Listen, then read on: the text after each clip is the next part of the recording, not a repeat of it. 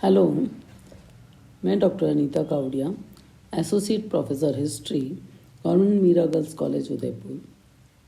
आज हम MA previous history paper first unit 4 का topic history is a science और आर्ट, इसके पार्ट 3 में विस्तार से इन बिंदुओं के निष्कर्ष पर पहुंचने का प्रयास करेंगे और साथ ही इस टॉपिक से संबंधित वस्तुनिष्ठ जो प्रश्न हैं उसको भी हम समझाने का प्रयास करेंगे। तो आज का जो विषय है इतिहास, विज्ञान है अथवा कला, इसमें हमने विज्ञान के बारे में और कला के बारे में अलग अलग चर्चा की है पिछले जो हमारे वीडियो हैं उसमें। इसमें हम निष्कर्ष इसका देखेंगे कि ये किस तरह से कला है या विज्ञान है, तो विज्ञान है तो किस रूप में और कला है तो किस रूप में, और इन दोनों के बीच का रास्ता भी हम देखने का प्रयास करेंगे। तो इतिहास को केवल विज्ञान मानने वाले उसकी भी हमने चर्चा देखी थी, और फिर किस रूप में इतिहास विज्ञान की श्रेणी में पूरी तरह से नहीं आता है इसका भी हमने समझने का प्रयास किया था। तो इतिहासकार सामान्य रूप में घटित घटनाओं को प्रस्तुत करता है जिसमें वह घटना के साथ क्या, क्यों, कब को जोड़ देता है, परंतु उसका नियमों को निर्धारित करने से कोई संबंध नहीं होता है। तो इतिहास को प्राकृतिक विज्ञान मानने के बारे में भी हमने पहले विचारकों को समझा था, लेकिन क्यों नहीं उसको प्राकृतिक विज्ञान की श्रेणी में रखा जा सकता है, इसके संबंध में भी तर्क दिए गए हैं। इतिहास केवल अद्वितीय का वर्णन करता है। दूसरा, इतिहास कोई सबक नहीं सिखाता है। तीसरा, इतिहास कोई भविष्यवाणी नहीं करता है। इतिहास विषय परक है क्योंकि व्यक्ति स्वयं को देखता है, और इतिहास में धर्म और नैतिकता गहन रूप में निहित है।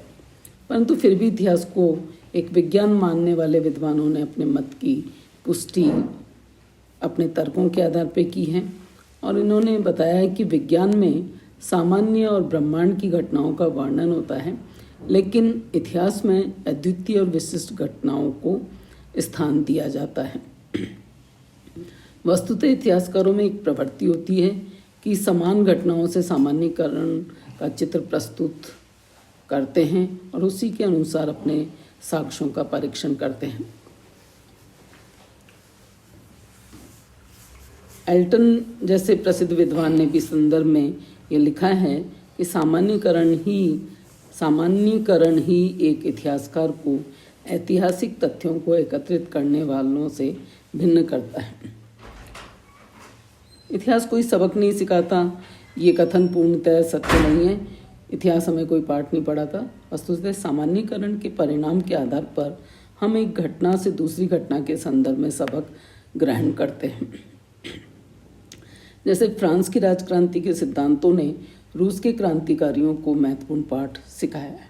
इसी प्रकार 1919 ईस्वी के पेरिस के शांति समझौते के भाग लेने वाले राजनीतिज्ञ भी 1815 ईस्वी के वियना कांग्रेस के अनुभवों से अत्यधिक प्रभावित थे। अतः ये कहना पूर्णतः असंगत है। इतिहास हमें कोई पाठ नहीं सिखाता है। इतिहास का ये कथन भी कि इतिहास कोई भविष्यवाणी नहीं करता है, ये भी भ्रांतिमूलक है, क्योंकि इस संबंध में यदि हम बी शेख अली की बात को समझें तो ये बिंदु स्पष्ट हो जाएगा। विज्ञान का उद्देश्य भविष्यवाणी करना है और इतिहास भी इस संदर्भ में पीछे नहीं है। इतिहासकार के लिए भी ये संभव है कि वह विद्यमान परिस्थितियों में उसके परिणामों की भविष्यवाणी कर सके, और बख्तिन ने भी इस संदर्भ में संकेत दिया है कि इतिहासकार इसको करने में इसलिए सफल रहे हैं क्योंकि उन्होंने अपना संपूर्ण ध्यान व्यक्तियों पर केंद्रित रखा है, जनसाधारण पर नहीं। एकाकी घटनाओं को औसत से अधिक और अद्वितीय घटनाओं को सामान्य आंदोलनों से अधिक महत्व दिया है।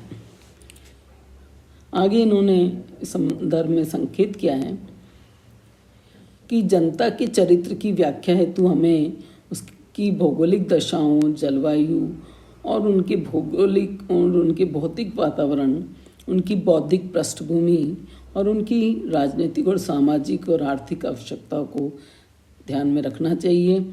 ये सभी तथ्य विज्ञान की कोटि में आते हैं, तो इतिहास को विज्ञान से अलग नहीं किया जा सकता। निसंदेह ये सत्य है कि किसी विशिष्ट घटना की भविष्यवाणी इतिहास में संभव नहीं है और दुर्घटना की संभावना सदैव बनी रहती है, परंतु इससे इनकार नहीं किया जा सकता कि अपने क्रांति के कारणों के विशिष्ट ज्ञान से वह वर्तमान दशा में इतिहासकार भविष्यवाणी कर सकता है या निकट भविष्य में एक क्रांति हो सकती है, इसे वो चेतावनी के रूप में बता सकता है। इसी तरह से इतिहास कला के रूप में हमने कॉल और पामर के विचार देखे थे, जिन्होंने कहा इतिहास विज्ञान ही नहीं अपितु कला है, और कला उन्होंने एक तरह से साहित्य की शाखा के रूप में देखने का प्रयास किया था। और इसमें इन्होंने ये बताने का प्रयास किया, इतिहासकार द्वारा अपने प्रमुख लक्ष्य इतिहास लेखन में ये स्वीकार किया जाता है कि इतिहास को कलात्मक स्वरूप प्रदान किया जा सके। तो परंतु इतिहास को कलात्मक स्वरूप प्रदान करने का अभिप्राय इतिहास को अपने लक्ष्य से वंचित रखना यथोचित प्रतीत नहीं होता, क्योंकि इतिहास के यथार्थ स्वरूप की कलात्मक अभिव्यक्ति ही कला का प्रमुख लक्ष्य और उद्देश्य होना चाहिए। इतिहास की अतीत के प्रति प्रेम की अभिव्यक्ति का कलात्मक प्रस्तुतिकरण इतना रोचक और आकर्षक होता है कि इतिहास लीडेन प्रोफेसर उशमेकर ने स्पष्ट कहा है कि इतिहास मानव जीवन की सभी आवश्यकताओं की पूर्ति करता है, जिसे अस्वीकार नहीं किया जा सकता। इसमें हमने अन्य विचारकों की भी बात करी थी। तो इस प्रकार कला भावनाओं की अभिव्यक्ति मात्र ही नहीं बल्कि संज्ञानात्मक प्रक्रिया भी है। निश्चित रूप से इसका ज्ञान व्यक्तिगत तथा विशिष्ट है। एक वैज्ञानिक प्राकृतिक तथ्य का अवलोकन मात्र करता है और इतिहासकार एक कलाकार के रूप में अनुभव करता है। इतिहासकार और कलाकार में यही सामंजस्य है। तो इतिहास कला है। कॉल पियर्सन के अनुसार कलात्मक शैली को भी विज्ञान का भिन्न अंग स्वीकार किया गया है और ये इतिहासकार की कुशलता पर निर्भर करता है कि वह पाठक को अतीतकालीन समाज में परिभ्रमण कराकर उसके मस्तिष्क को कितना प्रभावित कर पाता है। यदि इतिहासकार में कलात्मक बोध का अभाव है तो वह अपने पाठक को सभी तथ्यों से अवगत कराने में असफल नहीं होगा। इसका ये परिणाम हो सकता है कि अपने अथक प्रयासों के बावजूद पाठक के मस्तिष्क पर कुछ प्रभाव न डाल सके। तो यदि इतिहासकार में कलात्मक प्रतिभा है तो वह पाठक को राजमहलों का अवलोकन कराने के पश्चात सामान्य जनसमूह के बीच परिभ्रमण कराकर व्यक्तियों के कार्यों और उसके मनोरंजन के साधनों को भी दिखाने का प्रयास करेगा। तो इतिहासकार तथ्यों के संकलन और विश्लेषण के पश्चात अतीत का चित्रण समाज के समक्ष सुव्यवस्थित भाषा में साहित्यिक और कलात्मक शैली के माध्यम से प्रस्तुत करता है और कथा वस्तु के प्रस्तुतिकरण में वह अपनी बौद्धिक कुशलता का प्रयोग करता है। सामाजिक रुचि का प्रभाव उसके इतिहास लेखन पर पड़ता है। वह सुस्पष्ट भाषा, शुद्ध व्याकरण, सरल वाक्यों का प्रयोग करता है। तथ्यों का पुनर्निर्माण स्पष्ट और ग्राह्य होना चाहिए। भाषा की शुद्धता तथा ऐतिहासिक तथ्यों की यथार्थता ही इतिहास की कसौटी है। इस रूप में इतिहास एक कला भी माना जा सकता है। इतिहास के बारे में जैसा आगे हम इसके निष्कर्ष के बारे में ये कह सकते हैं कि आधुनिक इतिहासकारों की अवधारणा में इतिहास में अधिकाधिक वैज्ञानिक विधियों के प्रयोग से इतिहास की उपयादयता और विश्वसनीयता में वृद्धि होगी, जहाँ तक इतिहास में वैज्ञानिक विधियों के प्रयोग का प्रश्न है, ये साक्ष्यों के आधार पर ऐतिहासिक तथ्यों के चयन तक सीमित होना चाहिए। अनावश्यक तथ्यों के परित्याग और आवश्यक तथ्यों का चयन वैज्ञानिक विधियों द्वारा होना चाहिए। और जहाँ तक परिकल्पना का प्रश्न है, ये सभी को विदित है कि ऐतिहासिक तथ्य निर्जीव अस्थिपंजर मात्र होते हैं। इतिहास अपनी परिकल्पना से मांसल युक्त बनाकर उसमें रक्त का संचार करता है। वह अपनी साहित्यिक शैली से, भाषा शैली से विषय को रोचक बना देता है कि समसामयिक समाज के सभी व्यक्तियों का ध्यान अपने स्वयं पूर्वजों की उपलब्धियों का ज्ञान प्राप्ति के लिए विवश करता है।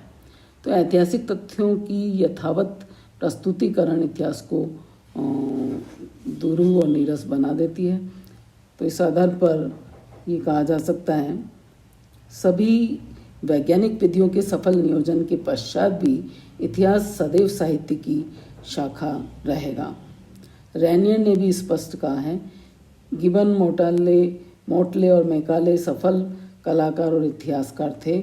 उनकी रचनाएं विश्व साहित्य में उच्च कोटि की है। उन लोगों का सर्वोत्कृष्ट योगदान अतीत के प्रति जनमानस के हृदय में उत्कंठा जागृत करना था। ऐतिहासिक रचना का एकमात्र उद्देश्य अंधकार में अतीत में विलुप्त महान व्यक्तियों को प्रकाश में लाकर मनुष्य के हृदय में उनके प्रति प्रेम का सृजन करना है। आगे हम इस टॉपिक से संबंधित जो वस्तुनिष्ठ प्रश्न हैं उसके बारे में देखेंगे। पहला प्रश्न हमने लिया है, इतिहास एक विशेष प्रकार की कला है, ये किसने कहा है ये वाक्य? और इसका आंसर है क्रोचे, बेनेडेत्तो क्रोचे। इतिहास विज्ञान नहीं अपितु कला है, ये किस इतिहासकार का कथन है?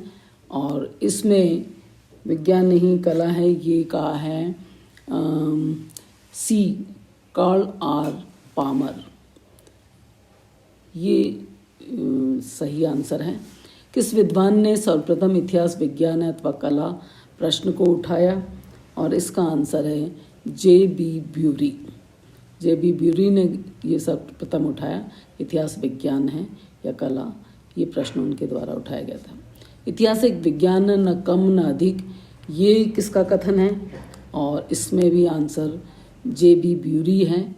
इन चारों में से ये सही आंसर है, जे.बी. ब्यूरी। इतिहास एकमात्र तथ्य परक नहीं होता, अपितु स्वीकार किए गए निर्णयों का एक क्रम होता है। इतिहास एकमात्र तथ्य परक नहीं होता, अपितु स्वीकार किए गए निर्णयों का एक क्रम होता है। ये किस विद्वान ने कहा है? और इसका आंसर है बर्कलो ने। इन चारों में से जो सही उत्तर है बर्कलो।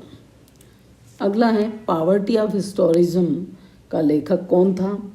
और इसमें हमने 4 ऑप्शनल दे रखे हैं, A Toynbee, B Croce, C H Carr और डी है स्पेंसर। और सही आंसर है ई एच कार। ये उनकी बुक है पॉवर्टी ऑफ हिस्टोरिज्म। इतिहास को विज्ञान मानना गलती है, किस इतिहासकार का ये मत है? इसमें भी 4 ऑप्शनल दिए गए हैं। पहला है ई एच कार, दूसरा है बर्कली, तीसरा है गैरोन्स्की और चौथा है स्पेंसर। और इसमें सही आंसर है गैरोन्स्की। अगला है, किस शताब्दी में इतिहास के विज्ञान अथवा कला होने का विवाद आरंभ हुआ? और इसका सही आंसर आपको पता ही होगा यदि आपने वीडियो देखे हैं। तो न तो 16वीं शताब्दी है, न 17वीं शताब्दी, न 18वीं शताब्दी। तो सही आंसर है 19वीं शताब्दी। 9वां प्रश्न, इतिहास को प्राकृतिक विज्ञान न मानने वाले विद्वानों ने कौन सा तर्क दिया है? जिन्होंने इतिहास को प्राकृतिक विज्ञान नहीं माना है उनका, उसमें इतिहास भविष्यवाणी नहीं करता, दूसरा इतिहास विषय परक है, सी है इतिहास कोई सबक नहीं सिखाता और डी है उपरोक्त सभी। तो इसमें ये तीनों ही बिंदु सही हैं। तो जो डी आंसर है उपरोक्त सभी, ये इसमें सही है।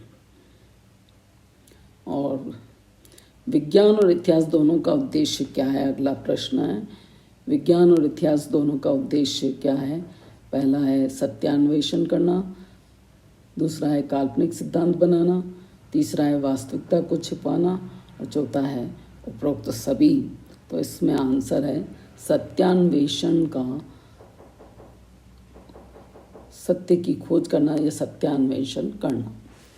तो इस तरह से आप भी इस टॉपिक पर प्रश्न बना सकते हैं। ये थोड़ा सा हमने उदाहरण प्रस्तुत किया है।